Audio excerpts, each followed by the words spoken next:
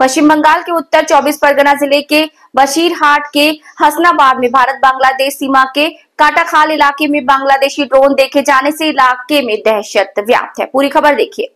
पश्चिम बंगाल के उत्तर 24 परगना जिले के बशीरहाट के हसनाबाद में भारत बांग्लादेश सीमा के कंटाखाल इलाके में बांग्लादेशी ड्रोन देखे जाने से इलाके में दहशत व्याप्त है। खबर मिलते ही पुलिस और बीएसएफ के जवान मौके पर पहुंचकर घटना की जांच शुरू कर दिए। स्थानीय लोगों का दावा है कि कल रात कई युवक खटाखाल पुल पर बैठे थे। उस समय एक ड्रोन बांग्लादेश से उड़कर सीमा पार कर भारत के कांटाखाल इलाके में आ गया था। युवाओं ने तुरंत इस तस्वीर को अपने मोबाइल में कैद कर लिया। घटना के प्रकाश में आने के बाद इलाके के लोगों में दहशत का माहौल है। उनका दावा है कि इसके बाद 2 और ड्रोन बांग्लादेश की दिशा से भारत में उड़े और सीमा क्षेत्र का चक्कर लगाकर वापस चले गए।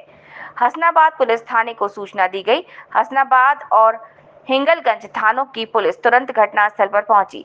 इसके साथ ही स्थानीय बीएसएफ कैंप से बीएसएफ के जवान मौके पर पहुंचे। इस घटना से इलाके में दहशत का माहौल बन गया। बताया जा रहा है कि पुलिस और बीएसएफ दोनों ने पूरे मामले की जानकारी उच्च अधिकारियों को दे दी है। আমাদের কাটাখালির কিছু ছিল, তারা ব্রিজের উপরে আইপিএল খেলা দেখছিল। হঠাৎ ওরা লক্ষ্য করে বাংলাদেশ থেকে একটা লাইট মানে জ্বলছে নিভছে এইভাবে একটা লাইট চলে আসে, মানে ওটা ওদের ধারণা সেটা ড্রোন, এবং ওটা আমাদের শ্মশানঘাট থেকে ক্রস করে আবার ব্রিজের ওপর থেকে ক্রস করে কিছুক্ষণ ওরা ওয়েট করে তারপরে সেই ড্রোনটা আবার বাংলাদেশের দিকে চলে গেল। তার পরবর্তীতে আমাদের জানার পরে আমরা বিএসএফকে জানাই, হাসনাবাদ থানা হিঙ্গলগঞ্জ থানাকে জানাই, এবং আমরা তারপরে ব্রিজের উপরে আমরা সবাই আসি। বিএসএফ পুলিশ প্রশাসন সবাই চলে আসে। তারপরেও আমরা লক্ষ্য করলাম যে এরকম দুখানা ড্রোন, মানে আপনার ট্যাংরার দিকে মহিষপুরের দিকে এরকম দুখানা ড্রোন উঠছে, এবং সেই দুখানা ড্রোন উঠতে আবার উপরে বাদামতলার দিকে চলে আসে, এবং আস্তে আস্তে সেগুলো বিলীন হয়ে যায়। আমাদের ধারণা সেটা বাংলাদেশের দিকে চলে গেছে।